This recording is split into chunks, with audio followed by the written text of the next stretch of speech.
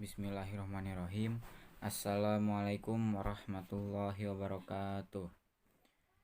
Alhamdulillahilladzi hadana lihada wa ma kunna linahtadiya laula an hadanallah.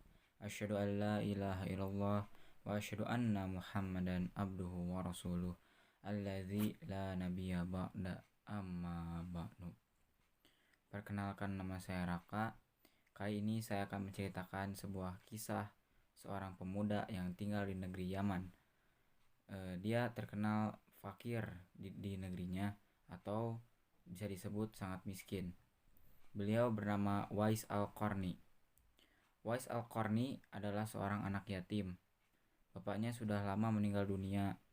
Ia hidup hanya bersama dengan ibunya saja, di mana ibunya sudah lumpuh dan sudah tidak bisa melihat, alias buta.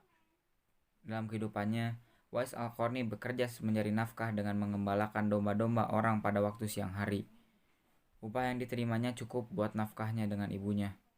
Bila ada kelebihan, terkadang ia pergunakan untuk membantu tetangganya yang hidup miskin dan serba kekurangan seperti dia dan ibunya.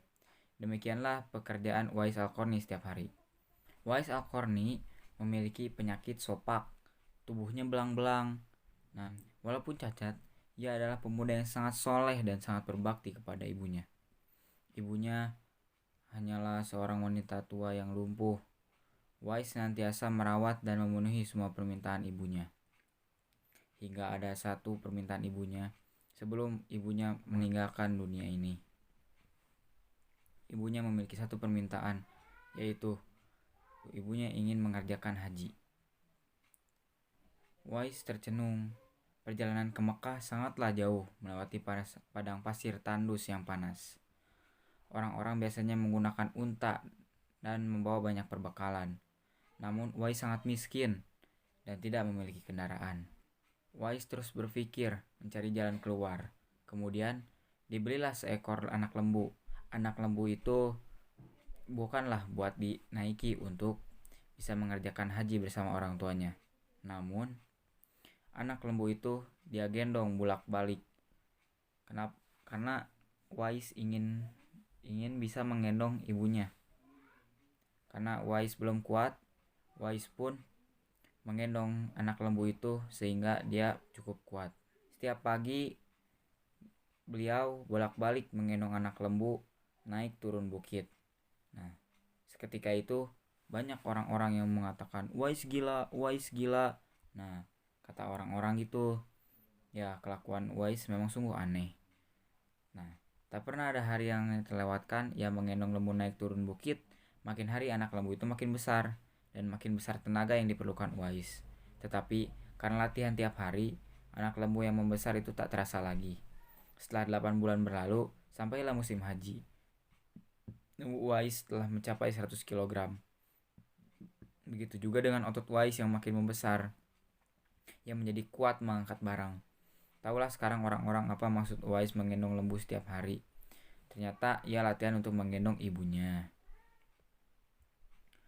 Uwais menggendong ibunya berjalan kaki dari Yaman ke Mekah. Wow, ia rela menempuh perjalanan jauh dan sulit demi memenuhi keinginan ibunya. Uwais berjalan menggendong ibunya tawaf di Ka'bah. Ibunya terharu.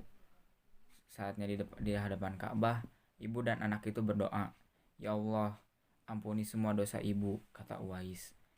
"Bagaimana dengan dosamu?" tanya ibunya. Uwais menjawab, "Dengan terampunnya dosa ibu, maka ibu akan masuk surga. Cukuplah ridho dari ibu yang akan membawa aku ke surga," ucap Uwais. Itulah keringanan Uwais yang tulus dan penuh cinta. Allah pun memberikan karunia-Nya.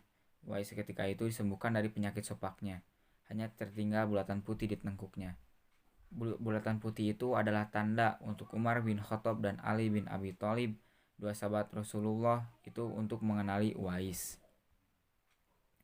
Beliau berdua sengaja mencari Uwais di sekitar Ka'bah karena Rasulullah SAW berpesan, "Di zaman kamu nanti, kamu akan lahir seorang manusia yang doanya sangat makbul. Kamu berdua pergilah cari dia. Dia akan datang dari arah Yaman. Dia dibesarkan di Yaman. Dia akan muncul di zaman kamu. Carilah dia. Kalau berjumpa dengan dia, minta tolong dia berdua untuk kamu berdua. Begitu ucapnya.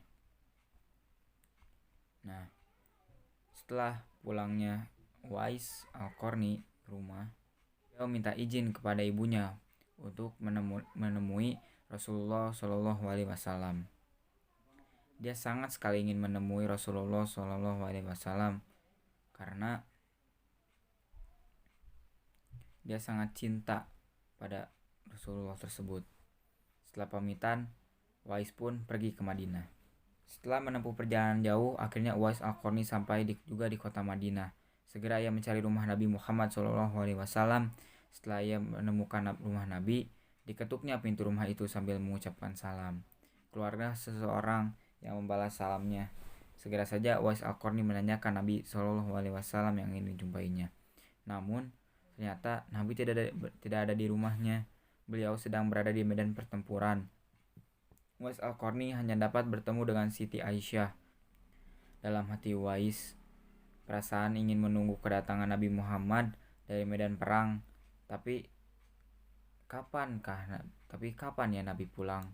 Karena ketaatan kepada ibunya, pesan ibunya mengalahkan suara hati dan kemauannya untuk menunggu dan berjumpa dengan Nabi Muhammad SAW.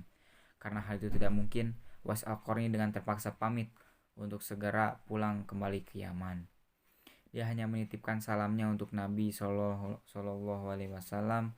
Setelah itu, Uwais Al-Qarni pun segera berangkat. Beberapa tahun kemudian, Uwais Al-Qarni berpulang ke rahmatullah. Anehnya, pada saat dia meninggalkan, tiba-tiba sudah banyak orang yang berebutan untuk memandikannya.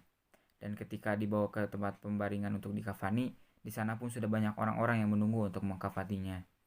Demikian pula ketika orang pergi hendak menggali kuburannya, ternyata di sana sudah banyak orang-orang yang menggali kuburannya hingga selesai. Ketika usungan dibawa menuju ke perkuburan, luar biasa banyaknya orang yang berebutan untuk mengusungnya. Meninggalnya Uwais Al-Qarni telah menggemarkan masyarakat kota Yaman. Rakyat-rakyat kota Yaman terheran, mengapa si fakir ini bisa banyak yang datang ketika dia wafatnya. Ternyata penduduk Yaman bertanya juga, siapakah sebenarnya engkau wahai Uwais Al-Qarni? Uwais Al-Qarni ternyata bukanlah Uwais yang kita kenal. Bukanlah seorang fakir dan yang tak memiliki apa-apa, yang kerjanya sehari-hari hanyalah mengembala domba dan unta. Tapi sebenarnya Uwais Al-Qarni adalah penghuni langit. Begitu saja yang bisa saya sampaikan. Mohon maaf bila ada kesalahan. Wabillahi taufiq wal hidayah. Wassalamualaikum warahmatullahi wabarakatuh.